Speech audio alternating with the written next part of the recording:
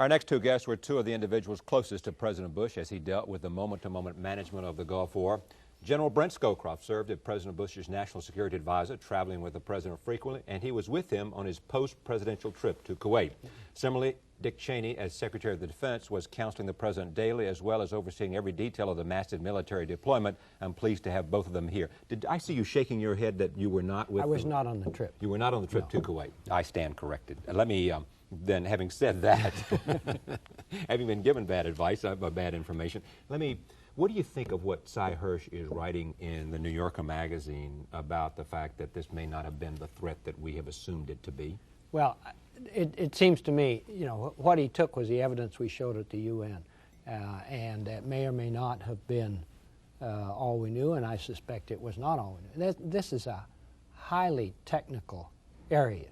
In other words, the signatures of people who put these things together and so on, and it is very highly technical. My guess is that Cy Hirsch doesn't really know and doesn't have the inside. I didn't look at it, but I was told by the administration that the Clinton administration? The Clinton administration that the signature was clearly Hussein. Quite clearly Iraqi. Yeah.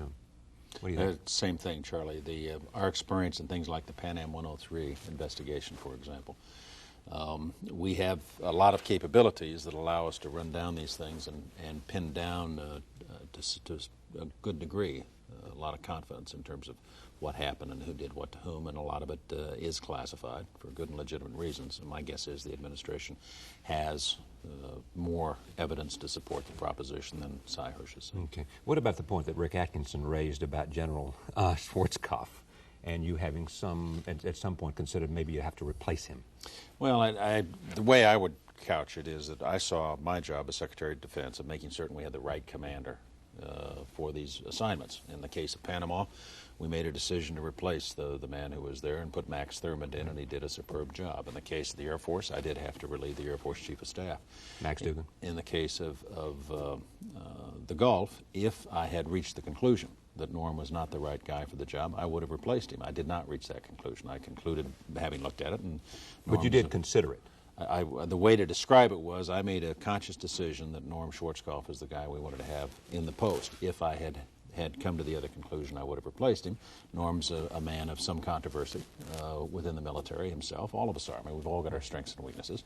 I think I made the right decision. I think he turned out to be a hell of a commander. I think he did a great job. Now, were there strains in the chain of command from time to time? Of course, but look at what we were doing. We were running a major war, 500,000 American lives at stake, and so there were bound to be tensions in it.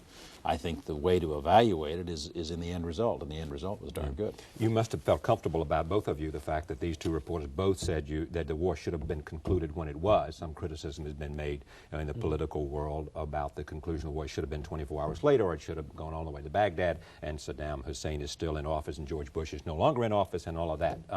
Any reservations, anything that you would change, any criticism of the war that you now turn to? The General? No, I'm very comfortable with how that will place itself in history. Absolutely. I think we made our objective very, very clear. We understood what kind of force it would take to achieve the objective, and roughly how long. And once we achieved it, we got out. Any reservation, though, what about those criticisms of the events leading up to the war and in terms of rearming Saddam Hussein and all of that? We didn't rearm Saddam Hussein. We didn't spend a nickel. He didn't get any arms at all from us. The controversy was really about CC credits. Right. CCC credits for him. Well, you know, that's primarily a domestic affair to get rid of our surpluses, and they were given to Saddam. Although we did, you know, when he started turning bad, we did cut the last allocation in half. In fact, he repaid all that he was supposed to have repaid. He was up to date on his payments until we froze his assets.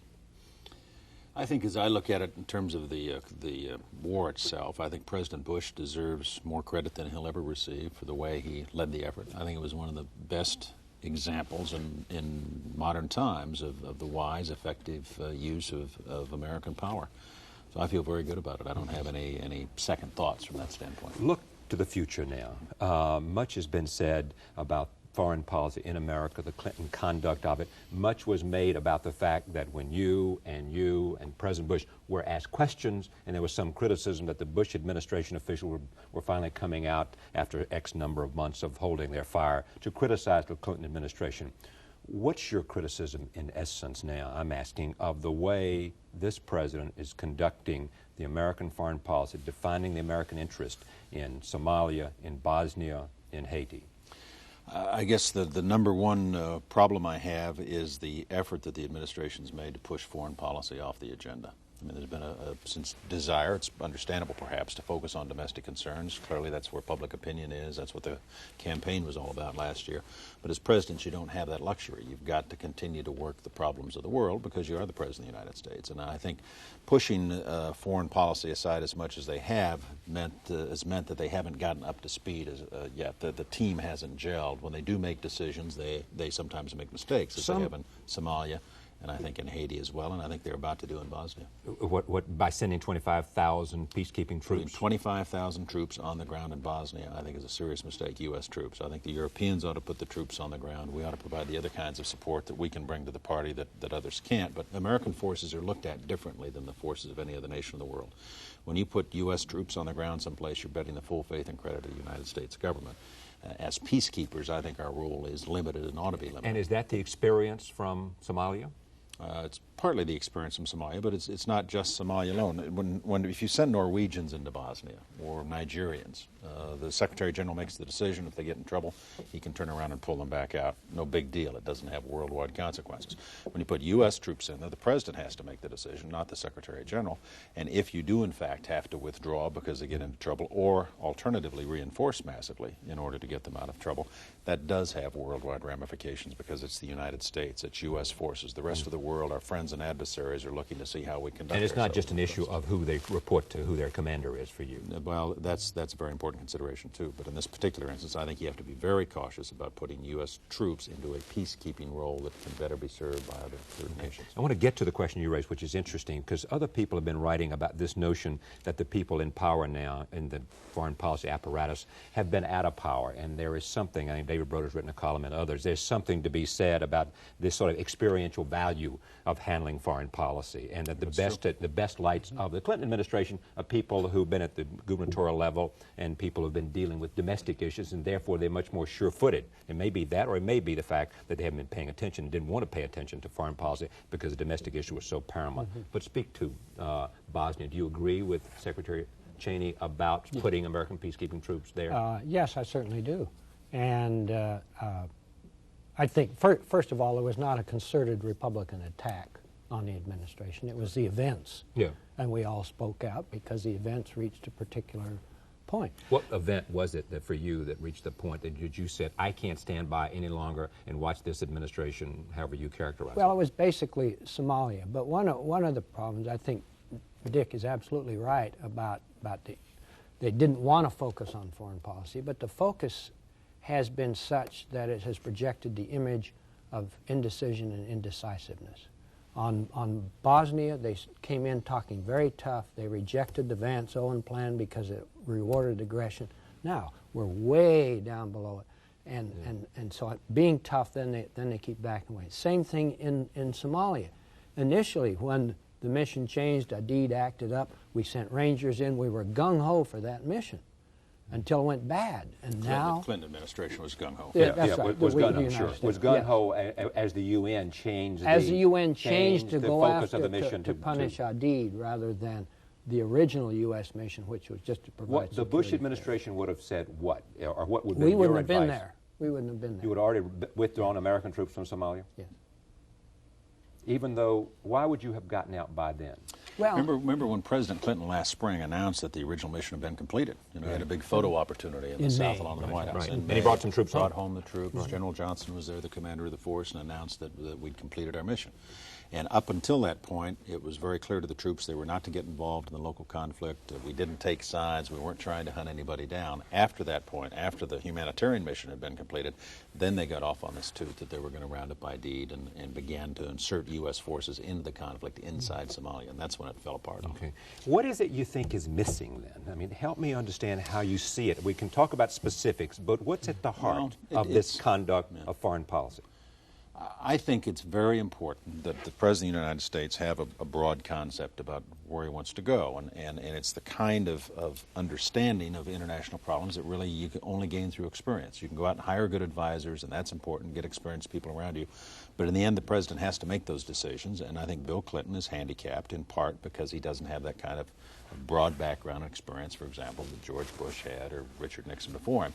Doesn't mean you always get it right, you still make some mistakes. When you add to that the complexity of the current situation, the fact that the Cold War is over with, you don't have the kind of intellectual framework that we had as a nation for the last 40 years, and now you're dealing with a lot more diffuse kind of threats where the U.S. is concerned. It makes it even more challenging. Okay, what is it you think Bill Clinton doesn't understand?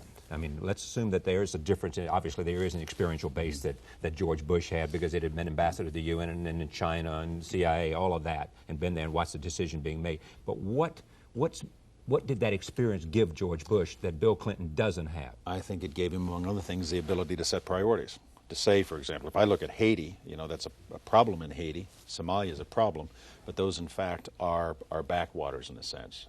They're distractions. Far more important, for example, that we'd be working the European problem and where Europe's headed, that we'd be working the Soviet account, that we'd be working trade issues.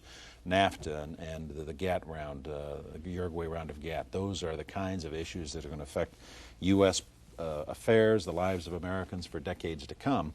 And to the extent that your whole foreign policy mechanism and your personal time is consumed on something like trying to get Mr. Aristide back into power in Haiti, you're not spending enough time on these other issues. You haven't set priorities up. Let me get to you first, and then General Scowcroft, about Mr. Aristide. CIA, evidently, in a briefing to Congress, said he's unstable. There are all these questions. Are they right? Yes. He's not the Thomas Jefferson of Haiti. But people who've been negotiating with him in the Clinton administration saying, listen, we've been negotiating with him. We've had a whole series of contacts, and he's been sane and stable and all these other things. And what the CIA said does not reflect our experience with him. You've got your intelligence agency specifically to give you advice on these kinds of subjects. And they go out and they do what the best work they can do. A profile. A profile, a thorough, in-depth study. They produce the result. They brief the administration. They brief the Congress. And it didn't fit with the President's preconceived notion, perhaps. But there's little doubt about the validity of what the CIA has produced. So you agree with that? I agree with it, but I think that's largely irrelevant. Yeah. I mean, whether he is Thomas Jefferson of Haiti or not. That's right. He was elected by the Haitian people, and that's the only issue. Whether he's good or bad or whatever. What should we do, therefore, to put him back in power? I think we should do basically what the Bush administration naturally was doing. We had sanctions on. We had pressure. We would not recognize the military there, but we left it. Putting U.S. troops in Haiti now is a recipe for getting them bogged down, getting them involved in a conflict that's gone on in one form or another for 200 years. And that's what the Clinton administration was going to do. They had American troops on the boat trying to get into Haiti. Not properly equipped. It sends the wrong signal to the world supported. community that you know what you're doing.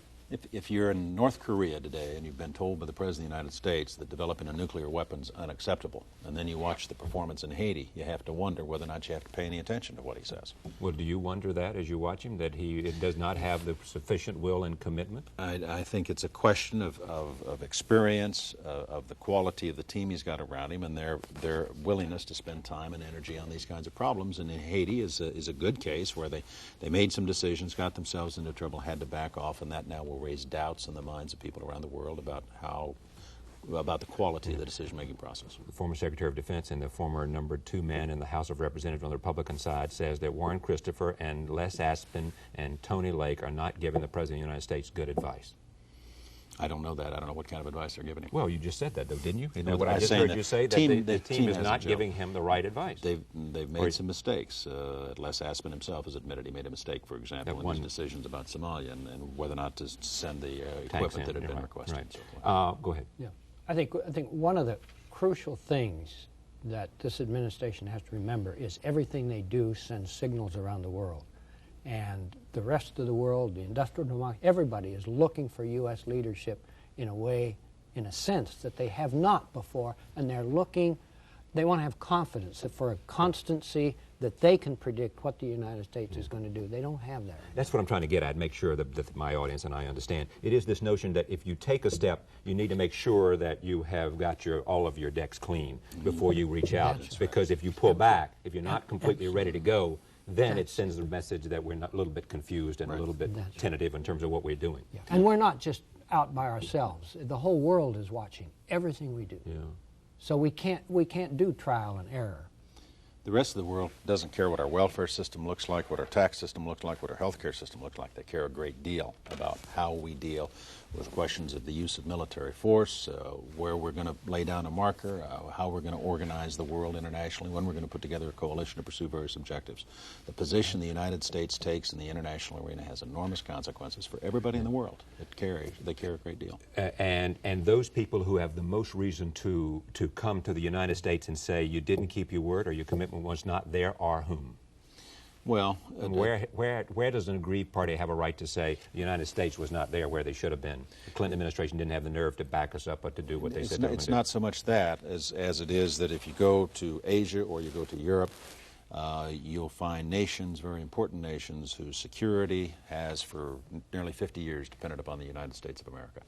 And that in turn is based upon how they perceive the quality of leadership that's provided by the American President, the Commander-in-Chief of U.S. forces. And when they have doubts about his constancy, his consistency, his understanding of the way the world works, that begins to raise doubts in their mind about whether or not they can continue to rely upon us. But you can clearly give him high marks in Russia, can you not? I give him high marks for NAFTA and the way he's dealt with that. I think it's been very important, and I think generally he's been right on Russia. In supporting Yeltsin. You agree with that? Yes, I do. They would also look at the Bush administration and say, fair enough, raise those points, but at the same time, you missed some opportunities in Bosnia. You may very well have shown force at a certain time, or shown some commitment at a certain time, and perhaps the Serbs would not have been as aggressive as they were. They can look at the Bush administration and say, we're not convinced that you didn't stay with Gorbachev too long in Russia, and more might have been done there. And thirdly, they look at the Bush administration and say, for all the talk of the New World Order, we never understood what the Bush policy was about a post-Cold War foreign policy. You're one of the architects. That's a long list. I think, first of all, let me see. I'm trying to figure out which order to take. Well, I tell you what. Take first in the reverse order. There was no post-war New World Order articulated and developed by the Bush administration. No, I think there clearly was, and one of the steps in that was the Gulf War, and that is, in fact, the term New World Order really came when the Russians, that time the Soviet Union, denounced the Iraqi invasion, gave us the vision that we could, in fact, use the United Nations for the purpose. Old enemies can join together in multilateral That's effort. right, and that gives you the vision of being able to provide a sense of peace and security through the world by dealing with international aggression in a way that's never been done before. But we never had the idea that we should go in and rectify internal conflicts inside countries. But you could have sent a stronger message to We did send messages to Serbia. One of the problems is that in order to change the facts on the ground and the balance on the ground, you have to be able to insert and to do it by force. And that's what you found out in the Persian Gulf War, and you weren't willing to do that in Bosnia. We were not willing to do that the right decision, in Bosnia. Absolutely, it was the right decision. And you could say, yeah, let's bomb them a little bit. Yeah. But you have to ask yourself, what if that doesn't work? Yeah. Then what do you do? And if it doesn't work, you pull back, then you've done what Dick says in sending the kind of message. We were never able to see a way to solve the Bosnian. Did you spend too much time with Gorbachev? Did you go too far? Did you stay with Gorbachev too long? Now, I always like to ask people who say that, suppose we had not, how would the situation have been different? How could it have improved on the way it was? Gorbachev was, in effect, producing he deserves enormous credit for the unraveling of the empire, if you will, the release of Eastern Europe, the willingness to let Germany reunify in NATO, in a sense, the peaceful collapse of the Soviet Union. They dealt with him internally, and I think that we gave him support as the leader of the Soviet Union, as they're doing with Yeltsin right now. Yeah. If you run for president in 1996, you haven't started an exploratory committee, but you clearly are thinking about it. Do you think the issue will be the economy and health care, or do you think the conduct of foreign policy by Clinton will be much more significant than we might imagine? Well, I think they'll play in different ways. Our experience clearly has been that the economy is always front and center in American presidential campaigns. Right. Something like health care may or may not be. Foreign policy enters into it. Occasionally we've had times when something like Vietnam, for example, right, becomes an overriding But there's no cutting-edge issue like that. No, but what foreign policy does in terms of political situation is it tells us a lot about the qualities and the capability of the leader, right, of the President of the United States. So President Clinton goes up in the polls when he sends up his health care package, but when he botches the Somalian operation, then he goes back down in the polls. The American people expect their president to be an effective leader, and if he demonstrates in the international arena that he's not as competent as they would like, that hurts him. I'm out of time, but it's clearly not too late for President Clinton to make new decisions and reassure and gain that confidence of the world community. Well, I think, speaking as a Republican and somebody who's thinking about running in '96, I hope he's successful in the international arena because there's so much at stake, and I don't think we want to be in a position as a party, I certainly don't as an individual, where I would wish him ill because, in fact, the safety and security of the United States depends upon him making the right decisions. So he still has time to regain his footing and communicate the messages you think are essential. Well, I think it's still early in his administration. Okay, thank you very much, Dick Cheney. Thank you very much, Mr. Scowcroft. Pete Peterson is here. Both of these gentlemen know him. He has a prescription for what he thinks ought to be done with the American economy. It may cause some sacrifices for all of us. Back in a moment with Pete Peterson.